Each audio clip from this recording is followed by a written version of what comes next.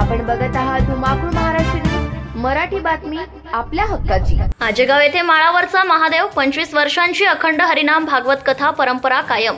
शेनगाव तालुक्यातील आजेगाव माळावरचा महादेव पंचक्रोशीतील जागृत देवस्थान मानल्या जाणारे येथील गेले 25 वर्षांची परंपरा आजही कायम आहे। यासाठी श्री संत सातारकर बाबा कृपा आशीर्वादाने तसेच बालयोगी लक्ष्मण महाराज वाघजाळीकर यांच्या कृपा आशीर्वादाने तसेच येथील असलेले संस्थांचे हबप खंडोजी महाराज यांच्या कृपा आशीर्वादाने या मंदिराचा जीर्णोद्धार करण्यात आलाय। यासाठी गावातील भाविक भक्तांनी सहभाग नोंदवून नामवंत कीर्तनकार यांची हजेरी लावली आहे। माळावरचा महादेव म्हणजे आजेगाव तसेच गोरेगाव यासाठी जागृत देवस्थान मानले जाते। त्यामुळे या ठिकाणी गळतीच्या महिन्यात तसेच गोरगरिबांचे लग्न विनामूल्य केल्या जाते। हा सप्ताह दिनांक 24 एप्रिल रोजी सुरुवात करण्यात आली। यासाठी भागवत कथा परोक्ते श्री हबप रामकृष्णजी महाराज घोरणे धनगर वाडीकर तालुका सेनगाव जिल्हा हिंगोली यांनी एक महिलांसाठी आदर्श निर्माण करून दाखवला आहे। आज दिनांक 27 रोजी पत्रकार संतोष दिवाण यांची महापंगत असून सायंकाळी 7 वाजता खोरणे महाराज यांना प्रसादाचा लाभ घ्यावा असे आवाहन त्यांनी केले।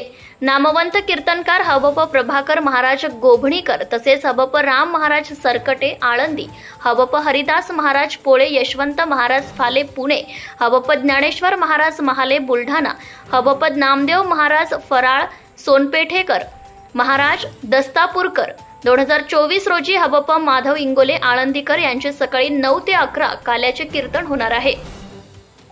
यासाठी सर्वांनी आवर्जून उपस्थित राहावे असे आवाहन पंचक्रोशीतील भाविक भक्तांनी केले आहे। वसमत तालुक्यातील गायनाचार्य तब्बलजी पुरजळ येथील रहिवासी असलेले यांनी आपल्या तबल्यातून आरतीचे बोल ऐकणाऱ्यांना दाखवून दिले।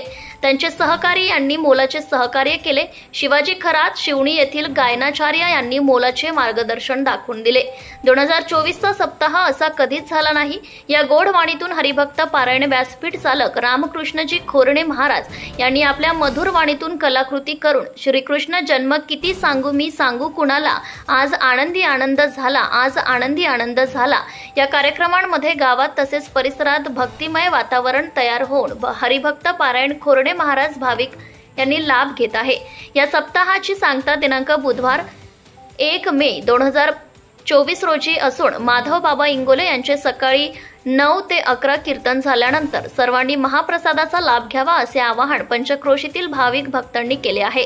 प्रतिनिधी प्रदीप वाघ पाटील, हिंगोली, धुमाकूळ महाराष्ट्र न्यूज नेटवर्क। आपल्या परिसरातील ताज्या आणि महत्त्वाच्या बातम्या पाहण्यासाठी आजच आपल्या धुमाकूळ महाराष्ट्र न्यूजला YouTube वर सबस्क्राइब करा आणि बेल आयकॉन प्रेस करा।